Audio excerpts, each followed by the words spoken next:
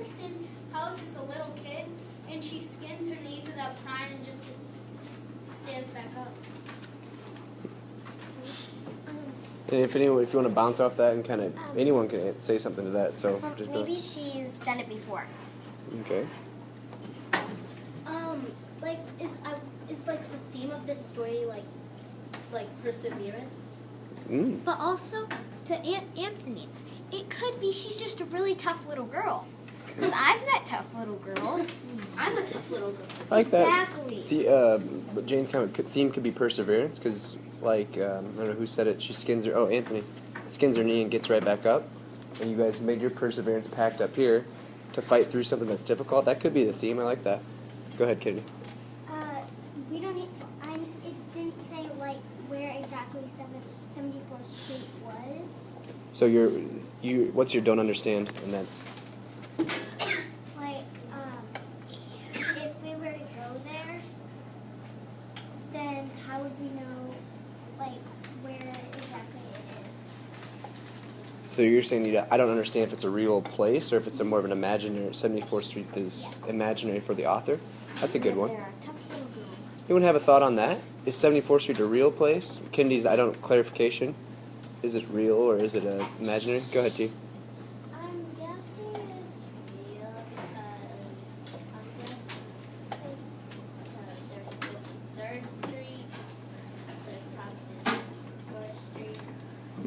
It's interesting. Her past experience, you guys know 53rd Street. She's saying her past experience with knowing names of streets can be numbers, that she's saying because of her past knowledge of street names, that it probably is a real street. I like that. Good, T. Go ahead, Jane. Why did the author choose to write this piece? Like, is it from like a experience or what happened? Like, why? That's a good clarification. I don't understand if this is from the author's experience. I'd include that too. Really good one, guys. What do you guys think on that? Is this from the author's experience or an outside experience that she's watching a young girl skate? Send a message. Yeah, go ahead, Ryan. Well, I think I agree with Jane. I think that she's trying to send like out a message, and I think that it's from past experience. Maybe like if she had a daughter, or like that's her sister, or if that was just her when she was little.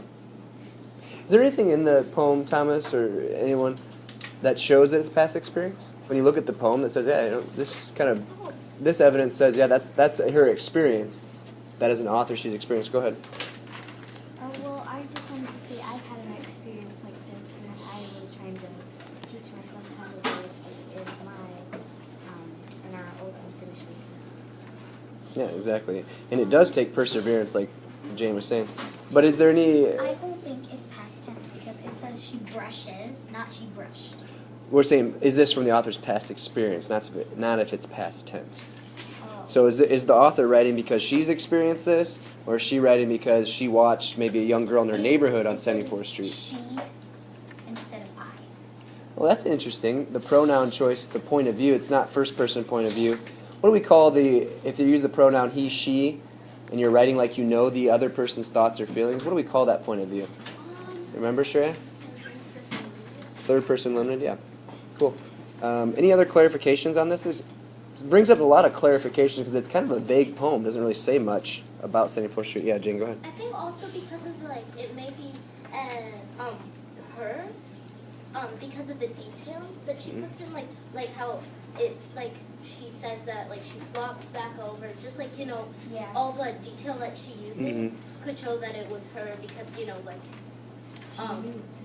because it was her and she had that experience. But it could also be someone else because she watched someone go through that. It's interesting. As an author, Harper, it might be hard for us as young authors to be really detailed with something if we haven't experienced ourselves.